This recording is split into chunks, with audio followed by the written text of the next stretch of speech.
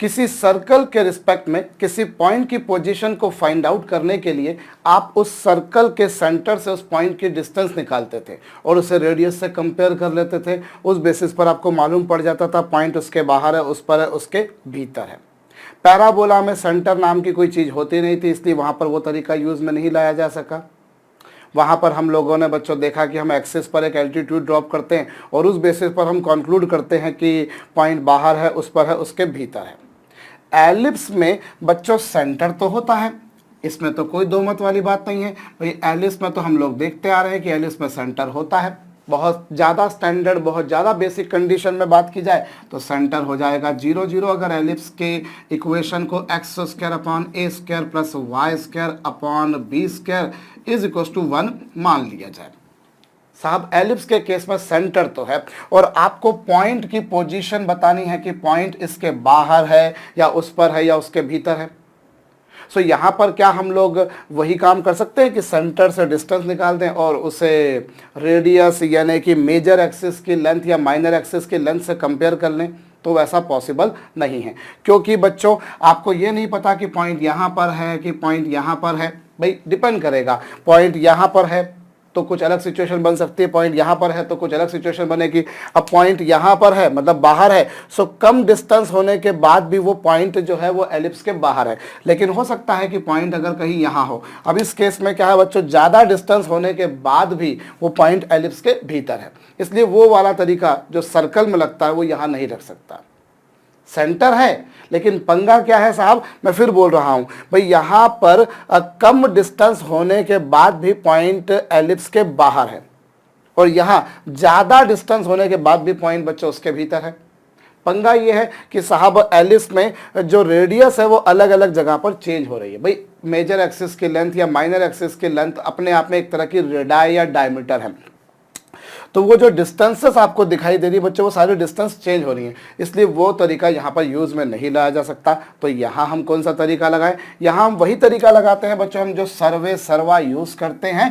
भाई आप एक काम कीजिए, ये आपको एक एलिप्स गिवन है जिसकी इक्वेशन वही है और आपको किसी पॉइंट की पोजीशन बतानी है।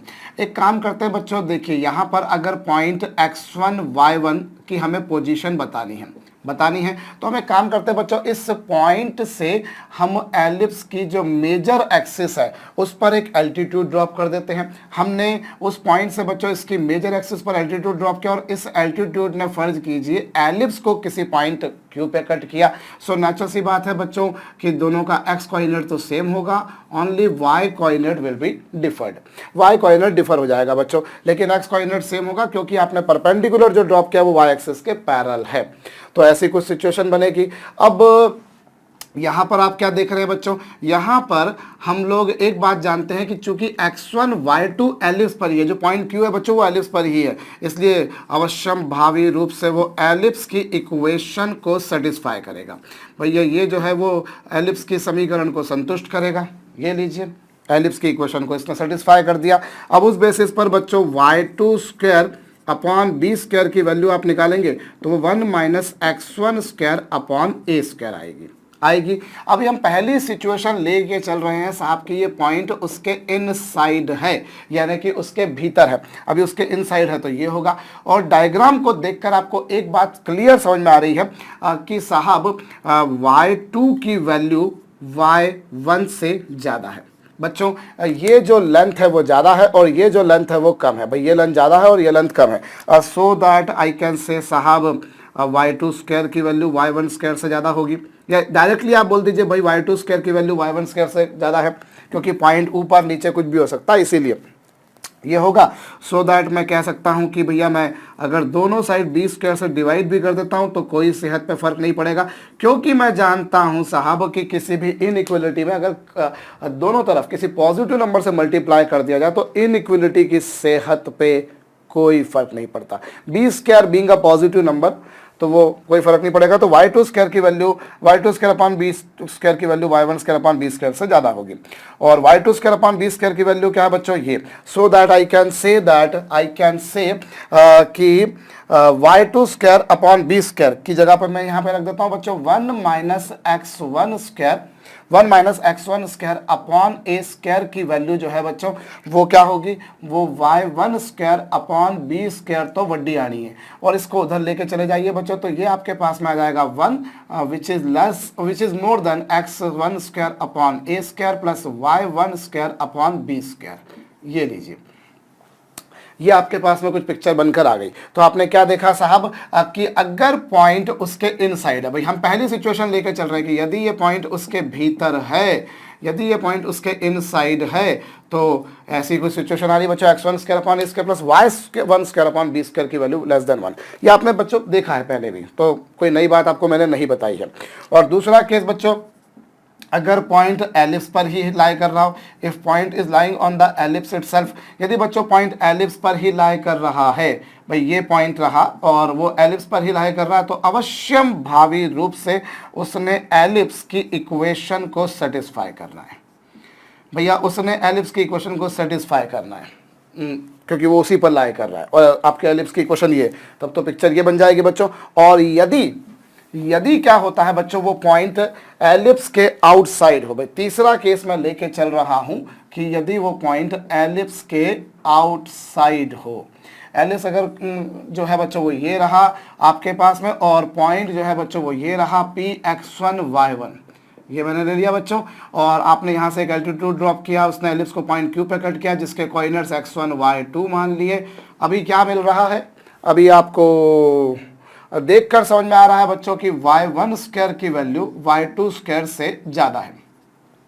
y1 स्क्वायर जो है बच्चों वो ज़्यादा है, y2 स्क्वायर छोटा है, और उस बेसिस पर y1 स्क्वायर अपॉन, आप दोनों तरफ b स्क्वायर से डिवाइड भी कर देते तो इनइक्वालिटी की सेहत पे कोई फर्क नहीं पड़ेगा। ये लीजिए बच्चों, मैंने b स्क्वायर से दोनों तरफ विभाजित कर दिया मैंने, और उसके बाद में हम क्या देख रहे हैं बच्चों, चूंकि x1 y2 एलिप्स पर लाई कर रहा है, इसलिए वो एलिप्स की इक्वेशन को सेटिस्फाई करेगा। तो मैं ये तो कह ही सकता हूं कि y2 square upon b square की वैल्यू जो है वो 1 minus x1 square upon a square आएगी।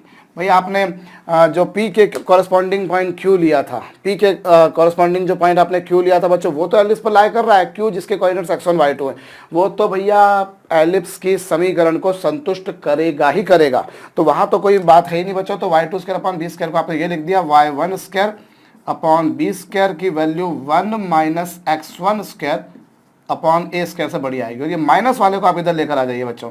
सो x1 square upon a square plus y1 square upon b square की वैल्यू ग्रेटर देन 1 आएगी, यही कुछ होगा बच्चों। भाई y2 square upon b square तो कंफर्म है ना, ये है, आपने y2 square upon b square की जगह पर ये रख दिया बच्चों, जिससे आपके पास में इसको माइनस वाले को इधर ले आएंगे तो ये कुछ पिक्चर बन जाएगी। और बड़ा सिंपल तरीका बच्चों, तो इस तरीके से आप किसी पॉइंट की पोजीशन निकाल सकते हो। अब फिर वापस से वही बात करूं जो सर्कल में देख चुके हो, पैराबोला में देख चुके हो बच्चों, जो भी कोई कर्व होता है आपके पास में, जैसे यहां पर कर्व क्या है, x square upon a square plus y square upon b square is equal to 1। आप जिसकी इक्वेशन को x square upon a square plus y square upon b square -1 भी अगर लिखते हो, -1 इक्वल टू 0 भी लिखते हो, तो आपको कोई नहीं रोक सकता। और कर्व की इक्वेशन को हम लोग s इक्वल टू 0 लिख देते हैं। कर्व की इक्वेशन को हम लोग क्या लिख देते हैं बच्चों, s इक्वल टू 0 लिख दिया। अब यदि मैं x को x1 से और y को y1 से रिप्लेस कर दूं, यदि मैं x को x1 से और y को y1 से रिप्लेस कर दूं, तो जो मुझे मिलता है बच्चों उससे मैं नाम देता हूं s1। भाई मैंने अगर x को x1 से y को y1 से रिप्लेस कर दिया, तो जो मुझे मिलेगा वो क्या होगा, वक्त ये होगा S1, यही होगा। अब आप देख लीजिए बच्चों, S1 ये मिलेगा आपको। अब यहां पर आप क्या देख रहे हैं भाई, आपको अगर इनसाइड है तो आपको भाई पहली बात तो x1 y2 तो लाई कर रहा था, उससे ये आ गया। फिर आपको मालूम है कि डायग्राम को देखकर कि y2 बड़ा है y1 छोटा है, उस बेसिस पर यह आया। फिर आपने y2 square upon b square की वैल्यू जो थी यहाँ से उठा के यहाँ पर रख दी, और उसके बाद में फिर आप ऐसा कुछ कर सकते हैं। और आप चाहें तो इसे नेक्स्ट स्टेप में क्या लिख सकते हैं, इसे नेक्स्ट स्टेप में लिख सकते हैं x1 square upon a square plus y1 square upon b square -1 less than 0। मैं ऐसा लिख सकता हूं बच्चों, मैं ऐसा लिख सकता हूं। और ये जो एक्सप्रेशन मेरे पास में आया है बच्चों वो S1 आया है और S1 की वैल्यू लेस देन 0 है। अगर S1 की यहां पर देखिए ना, ये जो आपके पास में आया भाई, if you replace x completely by x1, y completely by y1, then what you get, you call that expression as S1, and if S1 is less than 0 then point is lying inside the ellipse. Inside the ellipse अगर point है बच्चों तो इस case में can you ever imagine any tangent which is passing through point P and is touching this ellipse. हम इस case में बच्चों ऐसी कोई स्पर्श रेखा की क्या उम्मीद लगा सकते हैं जो P से पास हो और एलिप्स को टच भी करे? नेवर। इस केस में बच्चों हम एलिप्स पर गिवन पॉइंट P जिसके कोऑर्डिनेट्स x1 y1 है से किसी तरह की कोई टेंजेंट ड्रॉ नहीं कर सकते। लेकिन अगर पॉइंट उस पर लाई करेगा तो सिंपल सेटिस्फाई करेगा। और इस केस में बच्चों आप इस पॉइंट से इस एलिप्स पर कितनी टेंजेंट ड्रॉ कर सकते हो? यू कैन ड्रॉ बच्चों 1 टेंजेंट। आप एक स्पर्श रेखा खींच सकते हो। आप बच्चों एलिप्स पर एक टेंजेंट ड्रॉ कर सकते हो, जैसा कि आपको डायग्राम को देखकर भी समझ में आ रहा। और अगर आपके पास में ये एक्सप्रेशन बनकर आया बच्चों, अगर पॉइंट आउटसाइड है, क्या पिक्चर चलाइए, मेरे ख्याल से समझ में आ चुका। और ये तो अब रटा रटाया तरीका बच्चों जो आप देख चुके हो पहले भी, तो मुझे थोड़ा सा फास्ट भी अगर मैं चलता हूं तो भी कोई दिक्कत वाली बात नहीं होगी। सो ये आपके पास में आएगा बच्चों। और इससे मैं बोल सकता हूं जब मैंने पूरे एलिप्स की इक्वेशन को x को x1 से y को y1 से रिप्लेस कर दिया तो जो मुझे मिला वो S1 है और S1 की वैल्यू ग्रेटर देन 0 है। S1 की वैल्यू ग्रेटर देन 0 है बच्चों, जैसा कि आप देख पा रहे हैं S1 की वैल्यू ग्रेटर देन 0 है। और अगर पॉइंट उसके आउटसाइड है बच्चों तो आप उस पॉइंट से एलिप्स पर कितनी टेंजेंट ड्रॉ कर सकते हो? You people can draw how many tangents? हम बच्चों उस बिंदु से उस दीर्घवृत्त पर 2 स्पर्श रेखाएं खींच सकते हैं। We can draw 2 tangents from the given point to the given ellipse. यही काम आपने सर्कल में भी देखा कि पॉइंट अगर आउटसाइड है तो 2 टेंजेंट होती है, पॉइंट उस पर है तो 1 टेंजेंट, और अगर उसके अंदर तो 1 भी नहीं। और वही आपने पैराबोला में देखा और वही आप लोगों ने बच्चों एलिप्स में भी देखा। नोट डाउन कर लीजिएगा।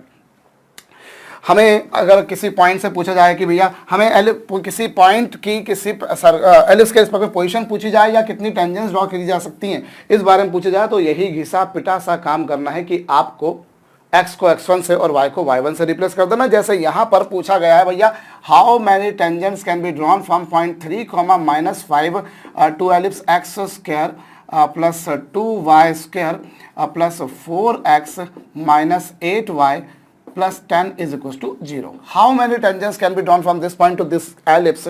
वीडियो को रोक करके कीजिएगा। आपको पूछा है कितनी टेंजेंट्स ड्रॉ की जा सकती है, मतलब फाइनली आपको पोजीशन निकालनी, तो x को आप x1 से रिप्लेस कर दीजिए और y को आप y1 से रिप्लेस कर दीजिए। आपने x को x1 से, y को y1 से, और ये आपने रिप्लेस कर दिया बच्चों। और फाइनली ये जो एक्सप्रेशन आ रहा है, you see this expression is a positive quantity. ये ऐसा एक्सप्रेशन है बच्चों जिसकी वैल्यू मोर देन 0 है। सो मैं कह सकता हूं कि पॉइंट जो है बच्चों वो एलिप्स के बाहर है, और अगर उसके बाहर है तो उस गिवन पॉइंट से गिवन एलिप्स पर मैं 2 टेंजेंट्स ड्रॉ कर सकता हूं। How many tangents I can draw? मैं बच्चों इस बिंदु से दीर्घवृत्त पर 2 स्पर्श रेखाएं खींच सकता हूं। मेरे ख्याल से ये बात खोपड़ी में आई होगी, इसे नोट डाउन कर लीजिए। एक बात और एक छोटी सी बात और मैं बताऊं बच्चों आपको, देखिए सर्कल के केस में एक विशेषता ये थी कि सर्कल के केस में वो जो पॉइंट हुआ करता था वो एलिप्स के सर्कल के केस में उस पॉइंट अगर वो आउटसाइड होता था तो जो 2 टेंजेंट्स आप ड्रॉ करते थे उन दोनों टेंजेंट्स की लेंथ भी इक्वल होती थी। उन दोनों टेंजेंट्स की लेंथ भी इक्वल होती थी। क्या एलिप्स में भी ऐसा होगा? आप चेक कर लीजिए साहब। ये लीजिए आपके पास में ये एलिप्स है और यहाँ कोई पॉइंट है, आपने टेंजेंट ड्रॉ करी, एक टेंजेंट ये आई, एक टेंजेंट ये आई। Will it be necessary that length of these 2 tangents will be equal? No. इन दोनों स्पर्श रेखाओं की लंबाइयां क्या बराबर होंगी? हो भी सकती हैं और नहीं भी। जो पिक्चर मैंने अभी बनाई है उस पिक्चर के बेसिस पर तो मैं सर्टेनली कह सकता हूं कि दोनों बराबर नहीं हैं। पर कभी कभार ये दोनों टेंजेंट्स की लेंथ इक्वल हो सकती है, कभी कभार ये नहीं भी हो सकती और कब इक्वल हो सकती है मैं उस बारे में भी आपको बताता हूं। बच्चों ये आपके पास में एलिप्स, ये लीजिए, ये आपके पास में बच्चों एलिप्स है, ये दीर्घवृत्त है। अब अगर पॉइंट आपके पास में ऐसा है बच्चों जो कि इसकी मेजर एक्सिस पर है, अगर पॉइंट ऐसा है बच्चों जो कि इसकी मेजर एक्सिस पर है, इसकी दीर्घाक्ष पर है, तो आपने इस पे जो टेंजेंट ड्रॉ करी, सो ऑफ कोर्स इन दोनों टेंजेंट की लेंथ इक्वल आएगी because of symmetry. Because of symmetry बच्चों, if point is located on the major axis itself, भले फिर वो उस तरफ हो या इवन बच्चों वो इस तरफ हो, ऑफ कोर्स दोनों टेंजेंट की लेंथ जो होंगी वो इक्वल होंगी, दोनों टेंजेंट की लेंथ जो होगी वो इक्वल होंगी। और ना केवल मेजर एक्सिस अपितु बच्चों अगर वो पॉइंट माइनर एक्सिस पर भी है, if you draw tangents from any external point lying on the major axis or minor axis, of course length of both of those two tangents will be equal. उन दोनों स्पर्श रेखाओं की लंबाइयां बराबर होंगी। कब? जब पॉइंट या तो मेजर एक्सिस पर लाई करता हो या फिर माइनर एक्सिस पर। थोड़ा सा आगे बढ़ते हैं, नोट डाउन कर लीजिएगा। एक बात और बताता हूं बच्चों, चलिए अगर एलिस पर कोई दो पॉइंट्स है, सपोज कीजिए आपके पास में एक पॉइंट है P जिसके कोऑर्डिनेट्स है बच्चों x1 y1 और दूसरा कोई पॉइंट है बच्चों Q जिसके कोऑर्डिनेट्स है x2 y2 और मुझे इन दोनों को ज्वाइन करने वाली कॉर्ड की इक्वेशन फाइंड आउट करनी है। तो बड़ा सिंपल है बच्चों, सच इन दोनों की कॉर्ड की इक्वेशन को फाइंड आउट करना। y minus y1 is equal to बच्चों y2 minus y1 upon x2 minus x1 because this is nothing but the line joining these two points whose equation is simply given by this expression. Or you can even also say since point x1 y1 and x2 y2 are lying on ellipse, चूंकि बच्चों x1 y1 ellipse पर है और x2 y2 भी ellipse पर है बच्चों, यहां पर x1 y1 और x2 y2 ये दोनों ही कहां पर है? एलिप्स पर। भाई पहला पॉइंट x1 y1 एलिप्स पर है, दूसरा पॉइंट x2 y2 भी एलिप्स पर है, तो वो एलिप्स की इक्वेशन को सेटिस्फाई करेंगे। अब आप एक काम कीजिए बच्चों, ये जो इक्वेशन है इसे सेकंड नाम दे दीजिए, इसे फर्स्ट नाम दे दीजिए और सेकंड में से फर्स्ट को माइनस कर दीजिए। सेकंड में से फर्स्ट को जब आप माइनस करेंगे और x1 वालों को सॉरी a स्क्वायर वालों को एक साथ लिख देंगे, y स्क्वायर वालों को एक साथ लिख देंगे, तो आपको मिलेगा x1 square minus x2 square या x2 square minus x1 square upon a square plus y2 square minus y1 square. भाई जिनके डिनोमिनेटर में b स्क्वायर है उन्हें एक साथ लिख दिया, जिनके डिनोमिनेटर में a स्क्वायर है उन्हें एक साथ लिख दिया। और राइट हैंड साइड पर तो दोनों के ही 1 है, ਇੱਥੇ भी 1 हैगा तो ਇੱਥੇ भी 1 हैगा। भाई 1 ਵਿੱਚੋਂ 1 ਕੱਢਿਆ ਸਾਨੂੰ कुछ नहीं मिलना हैगा, 0 आ जाना है भाई। ये सो ये कुछ पिक्चर आएगी। अभी अब आगे क्या लिख सकते हो बच्चों? x2 square minus x1 square. आप एक काम करें, यहाँ पर जो y2 square minus y1 square है उसे आप LHS पर ही पटके रखिए, उसको आप कोई छेड़खानी मत कीजिए, अपॉन में b स्क्वायर और इज इक्वल टू बच्चों ये माइनस में हो जाएगा x2 square minus x1 square upon a square. अब आप क्या करेंगे? y2 square minus y1 square को लिखोगे आप y2 minus y1 into y2 plus y1, आपने ऐसा लिख दिया और अपॉन में b स्क्वायर और इज इक्वल टू माइनस और ये बच्चों x2 minus x1 into x2 plus x1 upon a square, यही कुछ आया। और उस बेसिस पर बच्चों y2 minus y1 upon x2 minus x1 is equal to minus b square upon a square into x1 plus x2 upon y1 plus y2 लिखा जा सकता है। आप नोट डाउन कर सकते हैं, नोट डाउन कर लीजिएगा, बाद में पहले आप समझ लीजिएगा। y2 माइनस y1, भाई आपने चूंकि x1 y1 इस पर लाई करा था, सेटिस्फाई करा, ऐसे y1 x2 y2 करा था, माइनस कर दिया। सेकंड में से फर्स्ट को आपको ये पिक्चर मिलेगी, इधर ये पिक्चर मिलेगी, आप इसको उधर ले जाएंगे, माइनस हो जाएगा। आप a square minus b square को a minus b into a plus b लिख सकते हैं, अपॉन b स्क्वायर था, इधर भी वैसे ही कुछ पिक्चर होगी।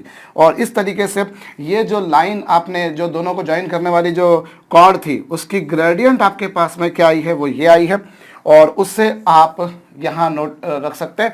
सो दैट इक्वेशन ऑफ कॉर्ड जो कि x1 y1 से पास हो रही है उसकी इक्वेशन क्या होगी बच्चों? Minus b square upon a square into x1 plus x2 upon y1 plus y2 और इंटू में क्या बच्चों? x minus x1। और जिस तरीके से ये लाइन x1 y1 से पास हो रही है वैसे ही x2 y2 से भी पास हो रही है, तो आप इस इक्वेशन को ऐसा भी अगर लिखते हैं तो भी ये बिल्कुल सही होगा। ये लीजिए साहब, जैसे कि लाइन x1 y1 से पास हो रही है वैसे ही x2 y2 से भी पास हो रही है।